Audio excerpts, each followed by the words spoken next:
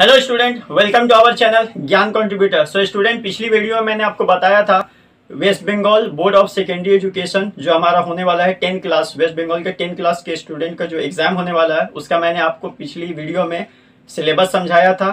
उसमें मैंने ज्योग्राफी भी आपको समझाया था कि ज्योग्राफी के 2 चैप्टर्स आ रहे हैं, चैप्टर 1 और चैप्टर 5, यानी एक्सोजेनेटिक प्रोसेस और इंडिया वाला। ठीक है, तो हम हमारे इस चैनल पर subject wise, chapter wise video डालेंगे। ठीक है, आपको एक एक वीडियो अच्छे से देखना है ताकि आपको समझ में आ जाए। याद रखिए, एग्जाम के सिर्फ 2 से ढाई महीने बचे हुए। ठीक है, 2 से ढाई महीने का टाइम है, तो आप इस वीडियो को अच्छी तरह से देखते रहिए और वीडियो को पूरा देखिए ताकि आपको पूरा चैप्टर अच्छे से समझ में आए। क्योंकि इस वीडियो में मैं चैप्टर 1 एक्सोजेनेटिक प्रोसेस वाला जो पार्ट है वो पूरा का पूरा कंप्लीट करने वाला हूँ। ठीक है, तो आप इस वीडियो को एंड तक देखते रहिए।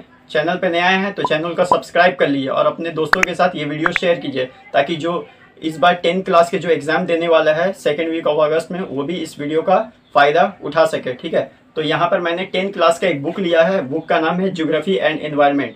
अगर आपके पास ये बुक है, मैं इस बुक का आपका राइटर का नाम बता देता हूँ ताकि आप मैच कर सके। देखिए, अनुज बरन सरकार, विद्युत सरकार और कोयली सेन गुप्ता। अगर आपके पास ये बुक है तो ठीक है, अगर नहीं है तो कोई बात नहीं, क्योंकि वेस्ट बंगाल के 10 क्लास के जितने भी स्टूडेंट एग्जाम देते हैं उनका सारा का क्वेश्चन पेपर एक ही जैसा होता है। ठीक, सिलेबस एक ही है, क्योंकि ये बुक भी 10 क्लास के अकॉर्डिंग जो सिलेबस होते हैं उसके अकॉर्डिंग ये कंपाइल किया हुआ है, तो आपको ज़्यादा टेंशन लेने की ज़रूरत नहीं है।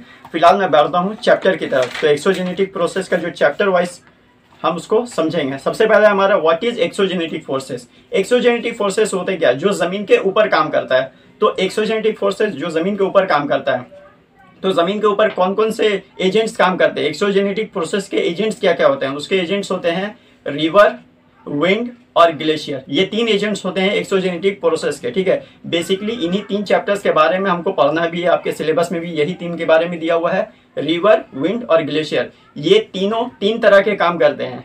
पहला काम होता है हमारा इरोजन, यानी काटने का काम। दूसरा काम होता है ट्रांसपोर्टेशन, मतलब एक जगह से दूसरी जगह काटे हुए चीज़ों को, यानी जो भी चीज़ वो कटिंग करता है, जो भी चीज़, फॉर एग्जांपल वाटर, दरिया अगर एक हाई लैंड एरिया से अगर निकल रहा है, हम लोग जानते हैं कोई भी रिवर कहाँ से निकलता है, किसी भी ना किसी पहाड़ से निकलता है। ठीक है, तो जब वो पहाड़ से उतरता है तो उसका स्पीड क्या होता है, बहुत ज़्यादा होता है। हाई हाइट की वजह से, बहुत ज़्यादा ऊंचाई हो जाने की वजह से रिवर का जो स्पीड होता है वो बहुत ज़्यादा होता है, तो वहाँ पे वो इरोजन का काम करता है। उसके बाद वो काम करता है ट्रांसपोर्टेशन का, यानी जो जितने भी कंकर पत्थर जो ग्रेवल्स होते हैं उनको ले जाने का काम करता है अपने सेकेंड स्टेज में।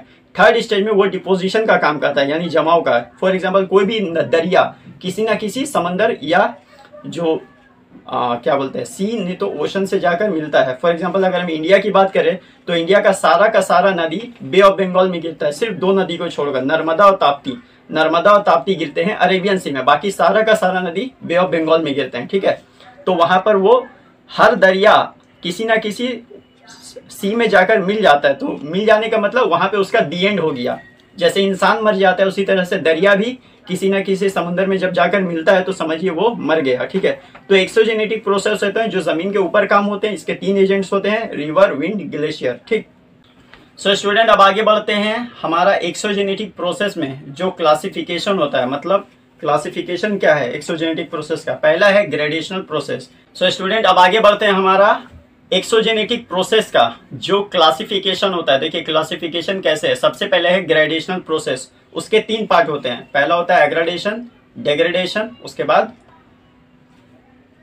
बायोटिक प्रोसेस, उसके बाद होते हैं वेदरिंग। वेदरिंग के 2 पार्ट हैं, मैकेनिकल वेदरिंग और केमिकल वेदरिंग। उसके बाद आता है थर्ड हमारा मास वेस्टिंग। ठीक है, तो पहले हम लोग पढ़ लेते हैं ग्रेडेशनल प्रोसेस क्या होता है। देखिए, ग्रेडेशनल पार्ट के, ग्रेडेशनल के 3 हिस्से होते हैं, aggradation, degradation and biotic process. ठीक है, तो एग्रेडेशन क्या होता है, देखिए जब कभी भी दरिया किसी पहाड़ से जब निकलती है, ठीक है, तो वो बहुत ही ज़्यादा उसका जो स्पीड होता है वो बहुत ही ज़्यादा एकदम स्पीड होता है। ठीक है, उसका जो मूवमेंट होता है वो बहुत ही ज़्यादा स्पीड होता है, क्योंकि वो एक हाई एरिया से, हाई लैंड से निकल रही।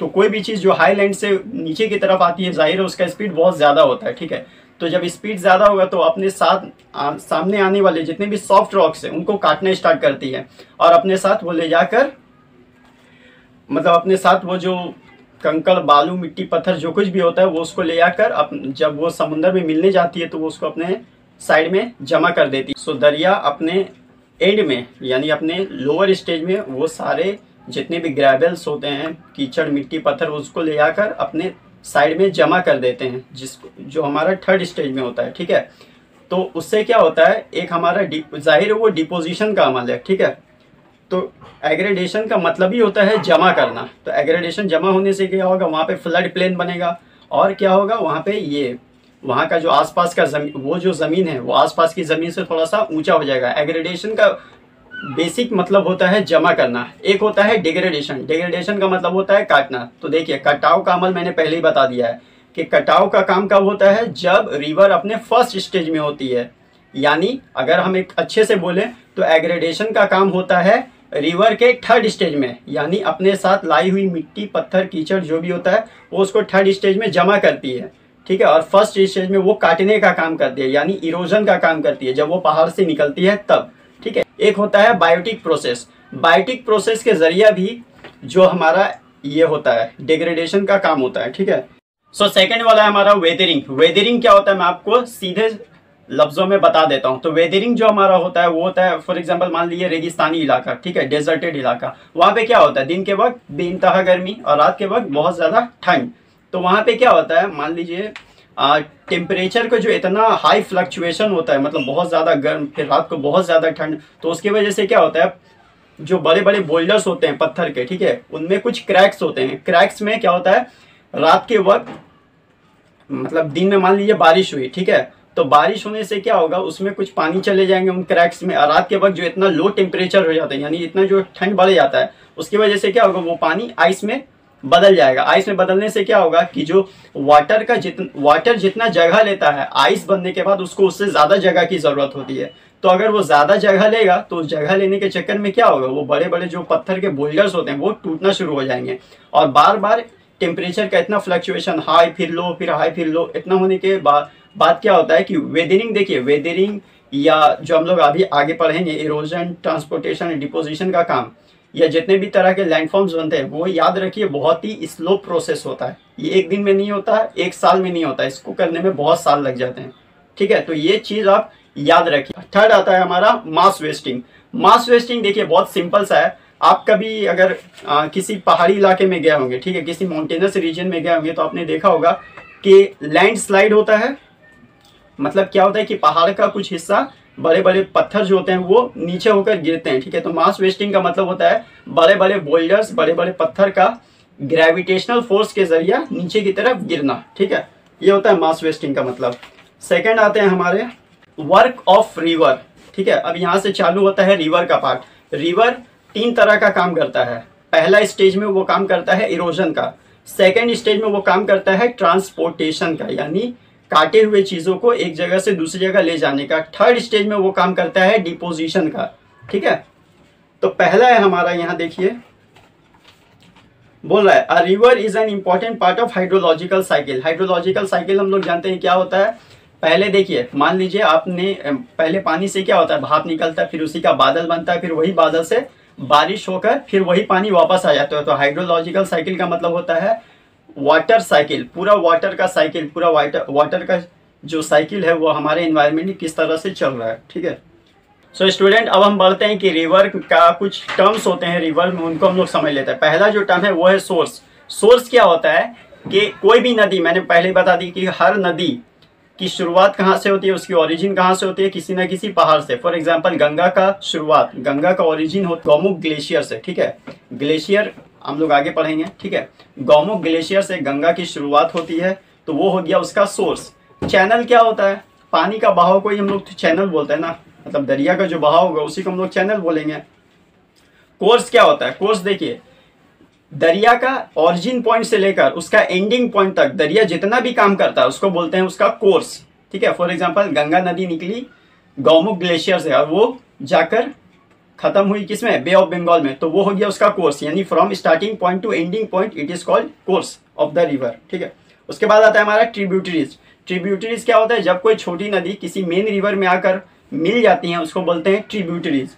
उसके बाद आता है हमारा डिस्ट्रीब्यूटरी। डिस्ट्रीब्यूटरी बोलते हैं, फॉर एग्जाम्पल मान लिए मेन रिवर जा रहा है, ठीक है, बीच में कुछ ऑब्स्टेकल्स आ गए, कुछ बैरियर्स आ गए, जिसकी वजह से वो रिवर छोटे छोटे नदी में उसकी ब्रांचेस टूट गई, मतलब ब्रांचेस अलग हो गई मेन रिवर की, उसको बोलते हैं डिस्ट्रीब्यूटरी।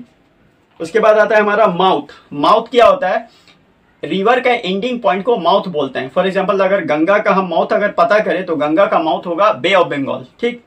उसके बाद आता है हमारा कॉन्फ्लुएंस। कॉन्फ्लुएंस मतलब दो दरिया जहां पर मीट करता है, जहां पर मिलता है, उसको बोलते हैं उसका कॉन्फ्लुएंस। उसके बाद आता है हमारा वाटर पार्टिंग। वाटर पार्टिंग क्या होता है, देखिए जब एक हाईलैंड एरिया कुछ इस टाइप का अगर रहेगा, ठीक है, तो उसमें क्या होंगे कि जितने भी वाटर पार्ट हो जाएंगे, मतलब दो पार्ट में डिवाइड हो जाएंगे, ठीक है, उसको बोलते हैं वाटर पार्टिंग। एंड नेक्स्ट एक बहुत ही इंपॉर्टेंट है हमारा टर्म जो एग्जाम में शॉर्ट्स में आपके आ सकते हैं, वो है सिक्स्थ पावर लॉ। तो सिक्स्थ पावर लॉ को हम लोग समझ लेते हैं। सिक्स्थ पावर लॉ बोलता है the transportation capacity of a river depends on river's velocity, volume और amount of water amount carried by the river. बोल रहा है इफ द वेलोसिटी, अब इसका लॉ क्या बोलता है, सिक्स पावर लॉ का जो कानून है वो क्या बोलता है, बोलता है if the velocity of a river is double, अगर किसी रिवर का वेलोसिटी, वेलोसिटी का मतलब होता है स्पीड, अगर किसी रिवर का स्पीड अगर डबल होता है तो उसका जो कैरिंग कैपेसिटी है वो 64 टाइम्स बढ़ जाता है। मतलब if the velocity of a river is double, the transportation capacity of that river increases by 64 times। अगर किसी रिवर का वेलोसिटी डबल होता है तो उसका कैरिंग कैपेसिटी जो है वो 64 टाइम्स बढ़ जाता है, 2 to the power 6। उसके बाद हमारा course of the river. Course of the river जैसे कि मैंने पहले ही आपको बता दिया, from starting point two ending point it is called course of the river, ठीक है। तो कोर्स ऑफ द रिवर में तो दरिया अपने पूरे कोर्स में, पूरे स्टार्टिंग पॉइंट से एंडिंग पॉइंट तक ले जाकर, मैंने पहले ही बता दिया, तीन तरह के काम करती है, इरोजन, ट्रांसपोर्टेशन, डिपोजिशन, ठीक है। पहला जो इरोजन होता है उसको हम लोग बोलते हैं फर्स्ट स्टेज, सेकंड स्टेज जो ट्रांसपोर्टेशन का होता है, थर्ड स्टेज जो डिपोजिशन का होता है, ठीक है। जैसे इंसान का जिंदगी का तीन पार्ट होता है, बचपना, जवानी और बुढ़ापा, ठीक उसी तरह से दरिया का भी तीन पार्ट होता है, first stage, second stage, last stage, ठीक है। तो आते हैं हमारा फर्स्ट स्टेज में, यानी जिसको हम लोग बोलते हैं landforms formed in upper course, मतलब दरिया जो अपने पहले कोर्स में जो काटने का काम करता है, इरोजन का काम करता है, उसकी वजह से जो जो लैंडफॉर्म्स बनते हैं, पहले हम लोग उसको समझ लेते हैं, ठीक है। जैसा कि मैंने आपको पहले ही बता दिया था कि जब रिवर किसी भी पहाड़ से निकलती है तो उसका स्पीड बहुत ही ज्यादा होता है। स्पीड ज्यादा होने का वजह क्या है, स्पीड ज्यादा होने का वजह है क्योंकि उसका जो माउंटेन का हाइट, सबसे बड़ा चीज है माउंटेन का हाइट। माउंटेन का हाइट ज्यादा होने की वजह से जब वो शुरुआत में आती है तो उसके पास एनर्जी बहुत ज्यादा रहती है, उसका जो स्पीड है वो बहुत ज्यादा रहता है। तो स्पीड ज्यादा होने की वजह से अपने सामने आने वाले वो जितनी भी सॉफ्ट रॉक है उनको काटना चालू करेंगे, ठीक है। तो ये तो हो गया इरोजन का काम। तो इरोजन में वो क्या क्या किस तरह का लैंडफॉर्म्स बनाती हैं उसको पहले आप समझ लिए। पहला हमारा एक लैंडफॉर्म है V shaped valley. V shaped valley में क्या होता है, देखिए वी का शेप कैसा होता है, इसको वी शेप्ड वैली क्यों कहा जाता है, क्योंकि इसका जो लैंडफॉर्म्स है उसका जो शक्ल है वो वी की तरह होता है, अंग्रेजी लेटर वी की तरह होती है। तो उसमें क्या होता है कि दरिया जो है वो लैटरल इरोजन ज्यादा करती है, लैटरल इरोजन ज्यादा करती है, इसी की वजह से वहां पे वी शेप्ड वैली बनती है। सेकंड है हमारा पॉट होल्स। तो होल से ही समझ में आ रहा है कि देखिए जब रिवर इरोजनल अपने फर्स्ट स्टेज में आते हैं तो रिवर क्या करता है, जो माउंटेन का जो बेड रॉक होता है उस पर वो स्विल करता है। स्विल करना मतलब उस पर घूमता है, तो वो क्या होगा, पानी का जब पार्ट उस पर घूरेगा तो क्या होगा, एक डिप्रेशन, एक होल जैसा उसमें बना लेगा, समझ रहे, उसमें होल जैसा बना लेगा, मतलब उस बेड रॉक में होल जैसा बन जाएगा। तो देखने में कैसा लगेगा, डिप्रेशन, एक गड्ढा जैसा देखने में लगेगा, उसी को बोलते हैं हम लोग पॉट होल्स, ठीक है। नेक्स्ट होता है वाटरफॉल। वाटरफॉल क्या होता है, बहुत आपने देखा होगा, वाटरफॉल मतलब झरना। जब पानी एक ग्रेट हाइट से, मतलब जब एक enormous, when an enormous volume of water falling from a great height is called waterfall, ठीक है। जब एक इनॉर्मस वॉल्यूम ऑफ वाटर एक ग्रेट हाइट से गिरने लगे, बहुत ज्यादा हाइट से अगर गिरने लगे, उसको बोलते हैं वाटरफॉल, जिसको हम आम जबान में झरना भी बोलते हैं, ठीक है। हम लोग झरना के नाम से भी जानते हैं। नेक्स्ट है कैस्केड और कैटरैक्ट। कैस्केड समझ लीजिए, कैस्केड भी आपने देखा होगा, वाटरफॉल जहां कहीं भी झरना होता है आपने देखा होगा एक स्टेप लाइक फीचर्स होता है, यानी सीढ़ी की तरह बना हुआ रहेगा और उससे वाटर्स फॉल करते रहेंगे, आपने देखा होगा। आप यहाँ पर एक फोटो में देख सकते हो। Interlocking spur. इंटरलॉकिंग स्पर क्या होता है, देखिए इंटरलॉकिंग स्पर होता है जो आपने कार्टून्स वगैरह में देखे होंगे। इंटरलॉकिंग स्पर देखिए, एक पहाड़ इस तरह से रहेंगे और एक पहाड़ इस तरह से रहेंगे, ठीक है। फिर एक इसी के ऊपर, फिर एक इसी के ऊपर, मतलब देखने में ऐसा लगेंगे जैसे एक दूसरे को वो लॉक करके बैठे हुए हैं, यानी एक माउंटेन ऐसा ऐसा शेप का रहेगा, दूसरा भी ऐसा शेप का रहेगा, ऐसा लगेगा एक दूसरे मतलब वो एक दूसरे को लॉक कर रहे हैं, ठीक है। When a number of projecting V-spur extend from opposite side of the wall of a young V-shaped valley, alternatively they seem to overlap or interlock like a zip. Such series of spur known as interlock. तो बढ़ते हैं हमारे river के middle course की तरफ, यानी middle stage में वो कौन कौन से काम करता है। तो इसमें जितने भी लैंडफॉर्म्स बनते हैं उसमें दो इंपॉर्टेंट बहुत ज्यादा हैं। पहला है हमारा मियंदर्स, दूसरा है हमारा ऑक्सबो लेक, ठीक है।